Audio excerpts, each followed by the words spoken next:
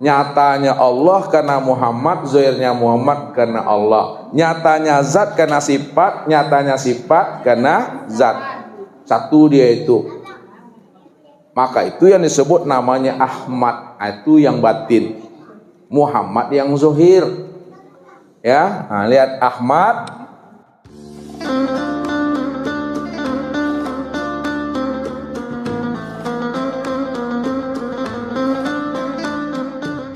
Ya, nah, lihat Ahmad dan Muhammad. Ahmad ini diri yang batin, Muhammad diri yang zahir.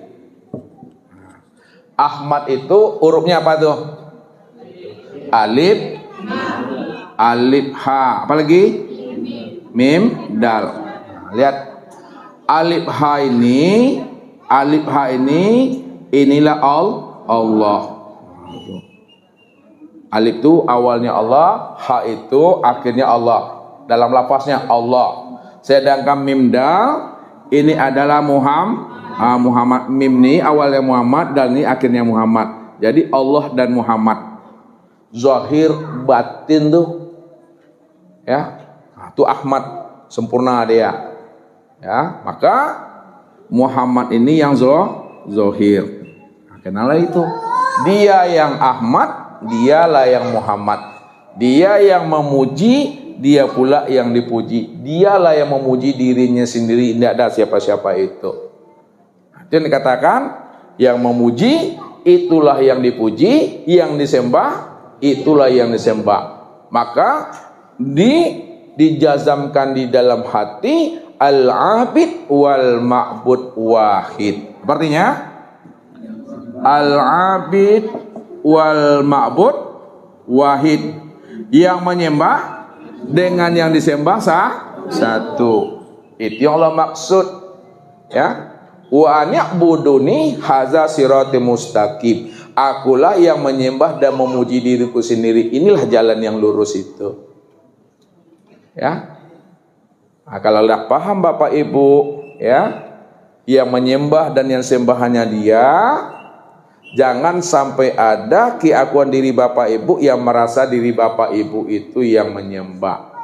Kalau Bapak Ibu yang merasa diri Bapak Ibu yang menyembah, maka dipertegas oleh Allah, fawailul lil musholin. Neraka wil bagi orang yang sholat.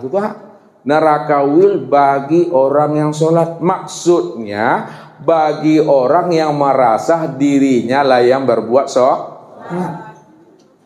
padahal dirinya tidak ada. Jadi supaya kita tidak kena neraka wil, jangan ada diri yang merasa sholat. Nah, itu yang Ustaz katakan tadi. Diriku bukanlah diriku. Nah, walaupun diriku ada, tapi adanya diriku bukanlah kenyataan wujud diriku, namun kenyataan diri Allah. Allah lah yang diriku. Diriku inilah yang wujud Allah itu. As itu menafikan dia. Itu yang dimaksud pandang Allahnya, apa yang dilihat oleh mata. Jangan melihat dan memandang apa yang ditengok oleh encik mata. Paham saya tahu? Pandang Allah, apa yang dilihat dan dipandang oleh mata. Tapi jangan memandang dan melihat apa yang dilihat oleh encik mata. Kalau dipandang dan dicari oleh encik mata, yang nampak apa? Mik. Tapi pandanglah Allahnya, apa yang dilihat oleh mata. Jangan memandang apa yang dilihat oleh mata, tapi pandanglah Allahnya, apa yang dilihat dan dipandang oleh mata. Itulah yang hakiki basyirah tuh. Itu maknanya, man nazara ila sayyin malam yarallaha bihi fahuwa batil. Siapa yang bisa memandang kepada sesuatu lalu dia tidak bisa memandang Allah pada sesuatu, maka pandangan itu berdosa. Padahal Allah itu sudah meliputi. Kalau Allah meliputi itu Bapak Ibu, di situ letaknya kita menafikan Allah, bahwa Allah itu tidak mengambil tempat. Jadi kalau kita katakan Allah di langit, ya, Allah di bumi, Allah di dalam diri, aketek banalah Tuhan tuh. Ya, kalau Allah di langit, sebelum langit diciptakan Allah, Allahnya berada di mana? Allah ciptakan langit, Allah ciptakan aras, lalu Allah bersemayam di langit dan di aras. Kan gitu. Nah, sekarang sebelum aras dan langit diciptakan Allah, Allahnya bertempat di mana? Jadi jangan dikatakan Allah itu mengambil tempat. Kalau Allah mengambil tempat, maka jatuh kita kepada syirik. Ini yang disebut mujassimah. Jadi gimana caranya? Allah mengatakan dirinya bi kulli syai'in muhit. Nah, ini lihat. Bi kulli syai'in muhit. Dia itu meliputi segala sesuatu. Ya, artinya apa? Allah tidak di aras. Allah tidak di langit. Allah tidak di bumi. Allah tidak di depan, tidak di belakang, tidak kiri kanan, tidak dalam dan tidak luar. Tapi Allah itu meliputi atas bawah, kiri kanan, luar dalam. Maka tidak ada ruang dan waktu yang tidak ada Allah. Disitulah letaknya Allah itu meliputi segala sesuatu. Walaupun dia berbeda dengan sesuatu, namun dia nyata pada sesuatu. Karena yang menjadikan sesuatu itulah yang jadi sesuatu. Subhanallazi khalaqal asya wa huwa ainuhu. Maha suci Allah yang menciptakan segala sesuatu, namun dia nyata pada sesuatu. Maha suci Allah yang menciptakan segala sesuatu, padahal dia wujud pada sesuatu. Maha suci Allah yang menciptakan sesuatu, padahal yang menciptakan sesuatu itulah yang jadi sesuatu. Itu muwahhid namanya, mengesakannya. Itu maknanya. Ya. Dia tidak seperti yang seperti dia. Walaupun dia tidak seperti yang seperti dia, namun hakikatnya dia juga. Jadi memandangnya itu satu, tidak kemana-mana. Ya. Jadi kalau dia yang menciptakan nur, sebenarnya yang menciptakan nur itu yang jadi nur. Ganti sebutan aja Bapak Ibu. Artinya ganti sebutan, dia menamai dirinya Nur. Dia menamai dirinya Muhammad. Dia menamai dirinya Adam. Dia menamai dirinya insan. Maka kenalilah insan, kenalilah Adam, kenalilah Muhammad, pasti kita kenal dengan dirinya. Ya, kalau benang sudah jadi kain, perlukah Bapak Ibu ya mencari-cari benang lagi? Enggak. Kenapa tak perlu lagi? Karena sudah jadi kain. Kain itulah yang benang. Itu dia. Kalau kain sudah menjadi baju dan sarawak, perlukah Bapak Ibu mencari-cari kain lain? Enggak. Kenanya halal jadi sarawak. Tengok baju, tengok sarawak. Ketika menengok baju dan sarawak, yang nampak kain. Tengok kain, yang nampak benang. Itu cie wujudnya tuh. Maka sesuatu itu yang disebut namanya Muhammad. Alam ini disebut namanya Muhammad. Kalau alam namanya Muhammad, kalau sesuatu itu namanya Muhammad, siapa yang memandang Muhammad pada segala sesuatu sudah sama memandang Allah. Ya. Maka tak perlu Bapak Ibu mencari-cari Allah, kenalilah Muhammad. Siapa yang sudah kenal Muhammad dan berjumpa dengan Muhammad, sudah kenal dan berjumpa dengan Allah. Kenapa? Karena Muhammad itulah yang Allah. Esahkan di situ Bapak Ibu. Ini mengenalnya melalui sifat. Kemudian memfanakan diri. Nah, dua lagi. Fana. Nah, apa arti fana? Fana itu lebur ma indakum yanfadu wa ma indallah baqi. Apa artinya nih? Ma indakum, apa yang ada pada sisimu, yanfadu, tidak ada. Apa yang ada pada sisimu, wujud, melihat, mendengar, berkata, itu sebenarnya itu yanfadu, nggak ada, ya. Kalaupun ada namanya nisbi, ya. Walaupun zahirnya melihat, tapi sebenarnya buta. Walaupun zahirnya mendengar, tapi sebenarnya tuli. Apa yang ada pada dirimu, yang kamu merasa itu ada, sebenarnya ada kamu itu nggak ada.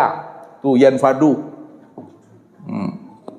Wa ma indallah, dan apa-apa yang di sisi Allah itulah yang abadi, kekal. Jadi bagaimana cara memfanakannya? Nah, lihat jalan untuk mengenal Allah yang keempat dengan cara memfanakan diri.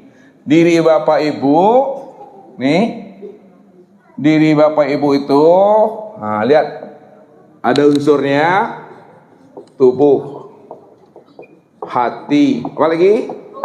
Ruh, apa lagi?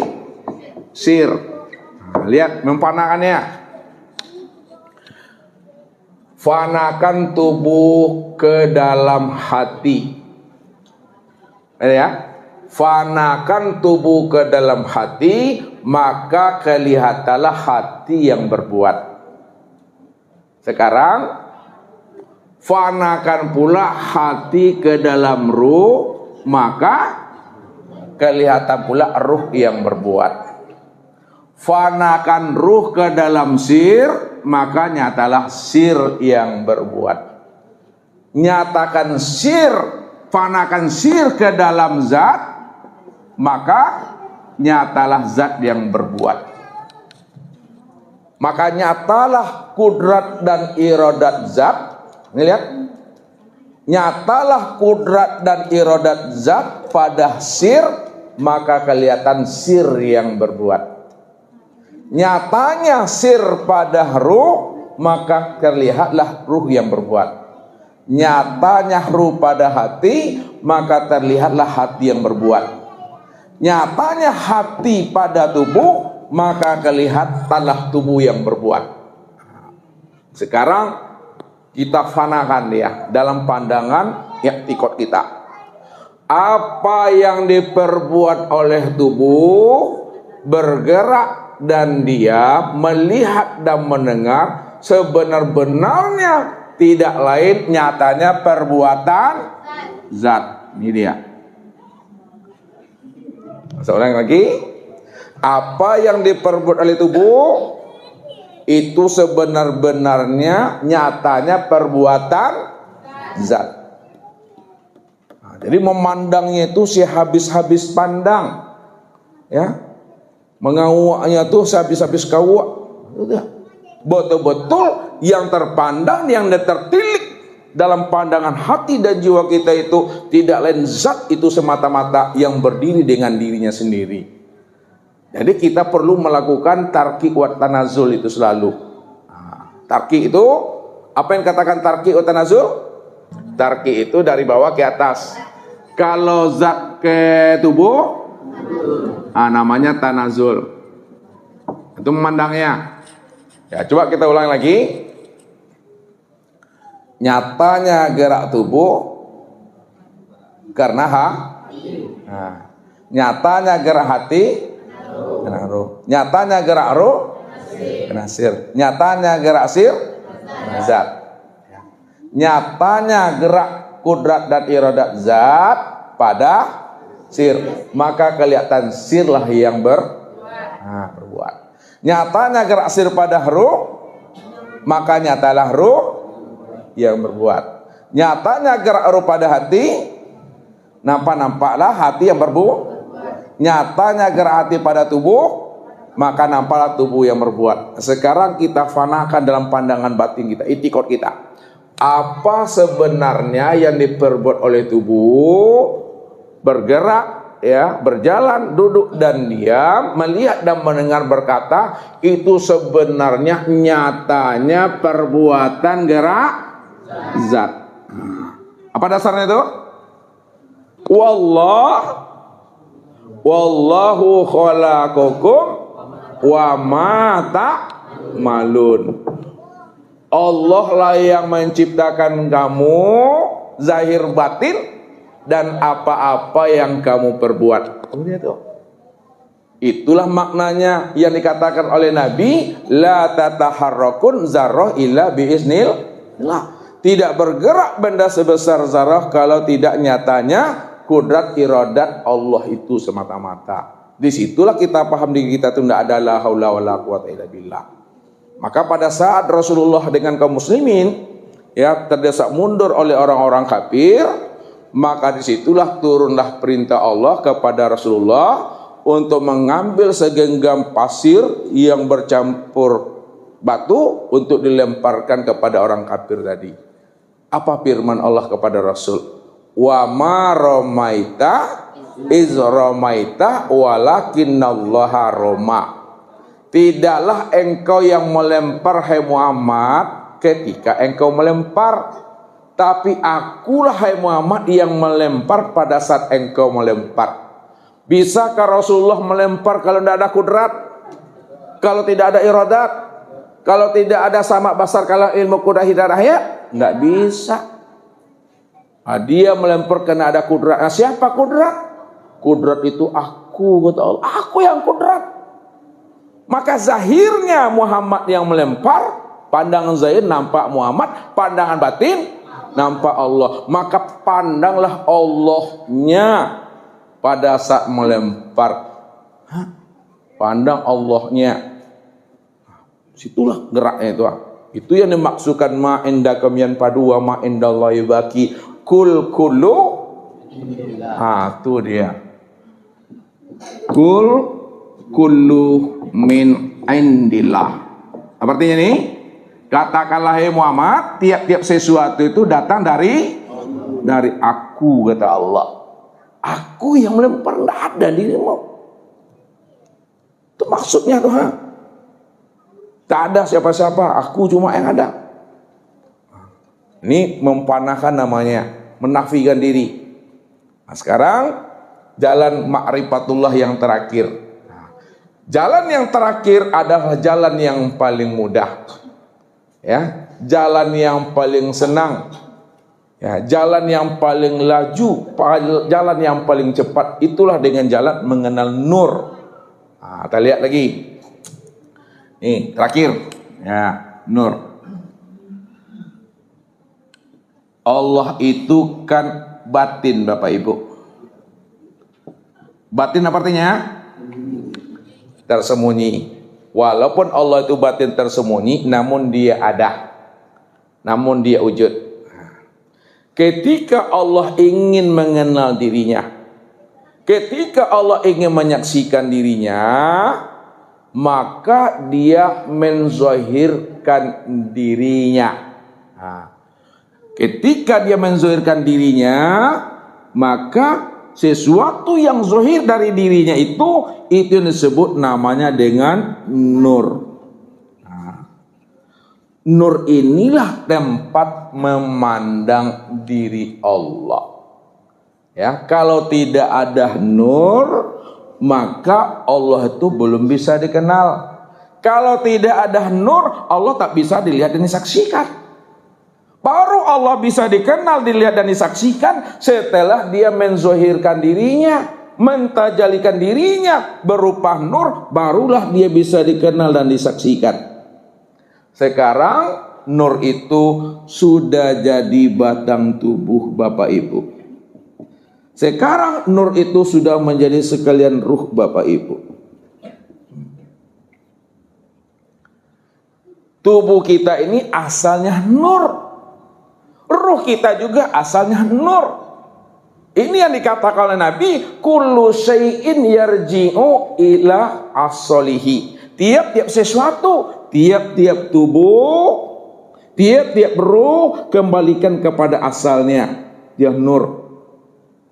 Nur ini tempat memandang dan menyaksikan Allah.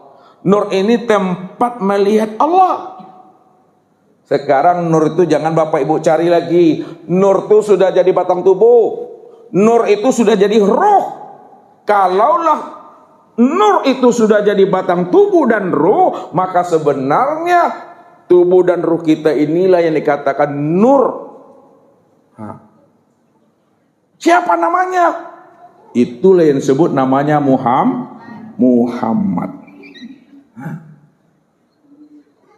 Maka Muhammad itulah sempurnanya tempat memandang Allah. Kalaulah Muhammad itu tempat sempurnanya memandang Allah, siapa Muhammad itu? Muhammad itulah zahirnya Allah. Muhammad itulah wujud dirinya Allah. Muhammad itulah batang tubuhnya Allah. Jadi kalau kita sudah mengenal Muhammad,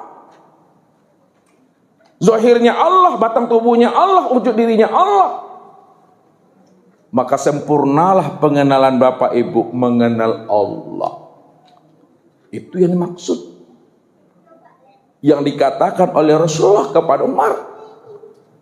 Wahai Umar, atadri man ana? Wahai Umar, tahu enggak engkau siapa aku sebenarnya? Karena Umar tidak mampu memberi jawaban kepada Rasul. Apa jawaban beliau kepada Rasulullah? Allah wa rasuluhu a'lam. Hanya Allah dan Rasul yang tahu ya Rasulullah. Aku tak tahu siapa engkau sebenarnya ya Rasulullah. Maka ketika itulah Rasulullah mengatakan kepada Umar bin Khattab, wahai Umar, man ro'ani faqad ro'aul. Umar, siapa yang mampu memandang diriku, maka dia sudah mampu memandang Allah. Man ro'ani faqad ro'aul haq. Siapa yang memandang diriku sudah sama memandang Allah. Maka ketika itulah bertanya lagi siapa sebenarnya engkau ya Rasulullah? Kenapa memandang engkau sudah sama memandang Allah? Siapa sebenarnya engkau ya Rasulullah? Ana Ahmad Bilal Mim. Aku ini Ahmad tidak memakai huruf mim. Kalau Ahmad dihilangkan huruf mimnya jadi apa? Ahad. Ahad itu artinya satu. Esa. Siapa yang Esa itu? Allah. Inilah nyatanya Allah itu. Inilah kezahiran Allah itu. Akulah kezahiran Allah itu. Itu maksudnya. Jadi rahasia Muhammad itu tidak lain adalah rahasianya Allah. Nyata sempurnanya Bapak Ibu. Nah, memandangnya. Ya. Ini nur. Nah, sekarang kita sudah mengenal Allah itu zahir dan batin. Ya. Kalau Allah itu sudah sempurna zahir dan batin, lalu zahirnya berupa apa? Dan batinnya juga berupa apa? Kan Allah sudah zahir batin nih. Kalau Allah sudah zahir batin, zahirnya berupa tubuh jasmani, batinnya berupa ruhani. Maka himpunan, kumpulan, perpaduan tubuh dengan ruh, ini yang disebut namanya dengan insan. Insan itu sirri wa ana sirruhu. Insan itulah rahasia diriku dan akulah rahasia insan itu. Man arafa nafsahu bil fana'i faqad arafa rabbahu bil baqa'i. Siapa yang sudah kenal bahwa dirinya telah fana, hapus, maka kenal ya dia Tuhannya. Tuhan itulah yang baqa, yang wujud dengan sendirinya. Anda paham Bapak Ibu? Dia yang zahir, dia yang batin. Zahirnya berupa tubuh, batinnya berupa ruh. Maka apa kata Rasul sebagai penutup kaji? Man arafallah fahuwallah. Siapa yang sudah kenal Allah, maka dialah Allah itu. Kalau dia sudah kenal yang Allah itu adalah dia, adalah dirinya. Man arafallahu kala lisanahu. Siapa yang telah kenal Allah bahwa Allah itu adalah dirinya, maka keluhlah lidahnya. Jangan ada pengakuan-pengakuan di situ, aku Tuhan. Ya, antok dan diam selalu Bapak Ibu. Maka kesempurnaan paham, kesempurnaan ma'rifat, kesempurnaan pengenalan, kesempurnaan menyaksikan itu adalah diam. Diam di dalam paham. La sautun wala harpun bil haqqi ilallah. Tidak ada suara, tidak ada huruf, melainkan yang nyata fiilnya. asmanya, sifatnya, dan zatnya. Inilah dia. Nah, jangan disebut juga lagi. Kalau disabi jo tu belum paham namanya leda. Jadi supaya paham ani yang salah.